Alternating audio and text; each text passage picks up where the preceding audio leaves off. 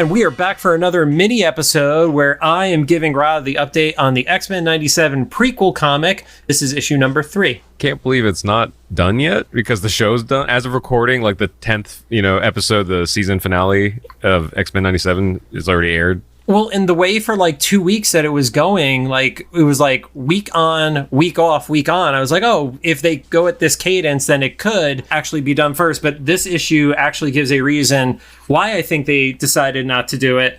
Like we said, last issue ended with Wolverine, Storm, and a returning Morph fighting the Marauders. Morph pops up next to Trish Tilby and like duplicates her, and it makes Trish very scared and she runs off. Ironic, knowing what we know now. Yeah, but then this is the reason why I think they didn't end up doing it is on the next pages, Morph transforms into the Hulk, and they do their own version of a fastball special where it's Morph jumping off of Wolverine, and they say, well, we don't have a classic move, so this one is going to be called the Mean Green Slowball Special instead. So we have the fastball special, the belly up, and the slowball special, the Mean Green Slowball special. Right, and we forgot to ask Isaac what the special is for him and Wolverine and Beast. We messed that one up. Okay. I wonder if he'd ask. I mean, next time we see him, we'll definitely ask him.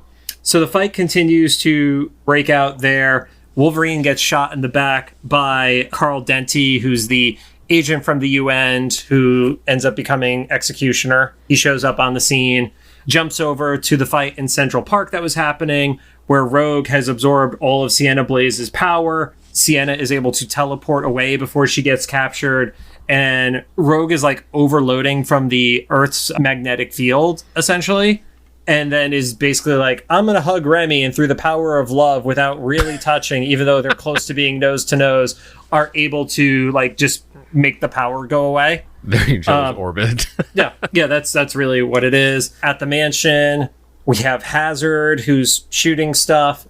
Beast is able to get the defenses on. That makes him go away because apparently this guy is not scared of 3 superpowered mutants, but he's scared of like guns. And then he blasts open the fence, which Jean/Maddie telekinetically puts it back together, and that makes him run away. Sure. Yeah, there's lots of these moments in there. Scott is like hyper protective dad, and he's like, you can't do that again in your condition. That's how Beast finds out that she's pregnant. Going back to the city fight, you see more interaction with Wolverine and Carl, and that leads to a flashback, which is the members of Team X, which are Sabretooth, Maverick, and Wolverine, busting up some deal. During the course of that, a grenade gets kicked. It explodes. Shards from the shrapnel of the DNA, there you go. Shards from the shrapnel of the grenade are what actually cuts Carl's face open.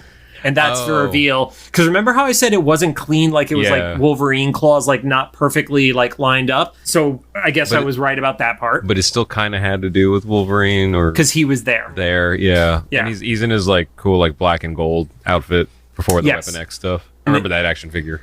It triggers to Wolverine because he recognizes the smell of Denty from that interaction. I am so grateful I don't have that like animal level smell, because that sounds like that would just be awful. Constantly. So overwhelming. No, the Marauders go away.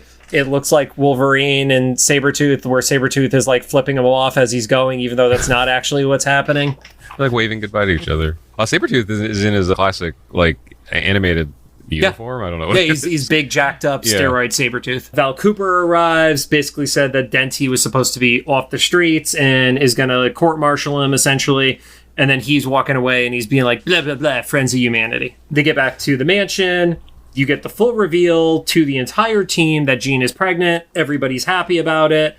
And then a couple days later, they're arriving for a bridal shower at Jean's family home, and everybody is in like, well, Morph is in a nice suit, Beast is in a tuxedo, Scott and Jean are like dressed like they're going for job interviews, and then the issue ends with Sinister being like, oh, the X-Men are going to get blamed for destroying an entire town, and that's it.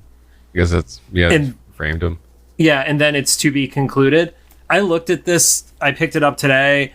The quality of writing, all due respect to this team, is not close to the quality of writing of the TV show. Like I don't know if they ever got the memo of what the change in tone was going to be when they were doing this, but it definitely feels like it is written as a Saturday morning cartoon rather than what X-Men 97 was written as, unfortunately. That would blow if like they, were just told like, well, don't worry about it because you're just doing the prequel. Here's the, where you need to end. And then they're like, oh, we know that show. And they they go back to... I honestly think it might have been that because like and it's not that it's bad, but it's just not the same thing. And that part is a little disappointing. Or I guess I wonder even if it would have, even though it might have spoiled certain plot points before the show started, if tonally it would fit better, a little closer to that first episode. Because, like we've come this far into the show and we know now how dark it got. But that first episode was genuinely really fun. And this is the part that you're not missing it because you haven't read it. But like it's still written as a kid's comic. Like this could be an all ages comic. Like just the way they're phrasing stuff and everything like that. It just doesn't feel like it's written for even an adult reader, let alone the adult fan who's watching X-Men 97. Yeah. I wonder if someone either made a decision or got that note to make this like one of the merch things, quote unquote, Yeah, like, I don't know, but it is what it is. It still hasn't filled out anything else for us aside from when Moore formally joined the team back after their final appearance in Graduation Day and like being a part of the team.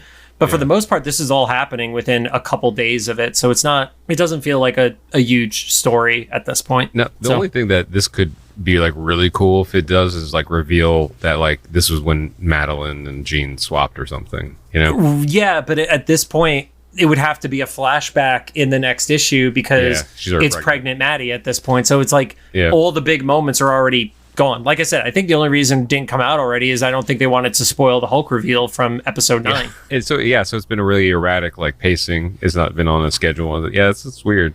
Yeah, because it was literally 1 week, skip a week, and was out in week 3, and then it was like a full month before the next issue came out. So I don't know. It is what it is. I don't know how comic distribution pipeline works. Standard is if you have a super popular book, you maybe do every other week. Like that tends to happen with like Amazing Spider-Man and stuff like that. Yeah. But a standard release window is once a month, unless you're doing like a special event. Like when they did What If, it was called What If Dark, and it was 5 issues because it was a month with 5 Wednesdays in it, so every single Wednesday had a new What If in it. So speaking of What If, did you see that there's a trailer for like a Apple Pro Vision only What If show? The VR thing? Yeah. What a wild decision to make. Who can we rob an Apple Vision from? Because I'm not buying one just for that fucking game. But is it more like a game? I guess is it interactive? I thought it was because they were like showing like a spot where there was like making spellcasting motion, so I thought it was a little bit of a VR game. That makes a little bit more sense, and I guess if you're going to do it with anything, it's What If, so you're not really missing anything because 99% of people are going to miss that. Like the only person that is like any of the tech reviewers that you watch on YouTube are probably the only people that are going to play that. And maybe the one dude who did the I'm going to every Margaritaville in the United States, he did a whole video about having an Apple Pro. So Eddie Burback. Yeah. I've run into Eddie. I don't know if he'd remember me, but we have several mutuals. Any final questions before we inevitably get the final issue of this thing? No, because it seems like there's not like any, I don't want to say not stakes.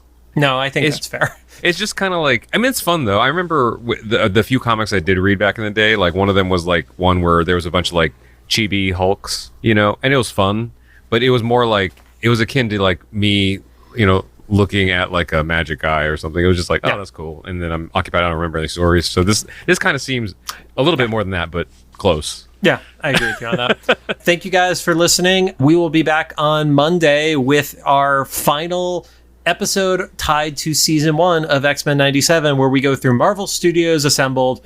Make sure to follow us on all social media at Cyclops IWFM Pod. Also, if you found us somewhere else, make sure to follow us on your favorite podcast service. Bye.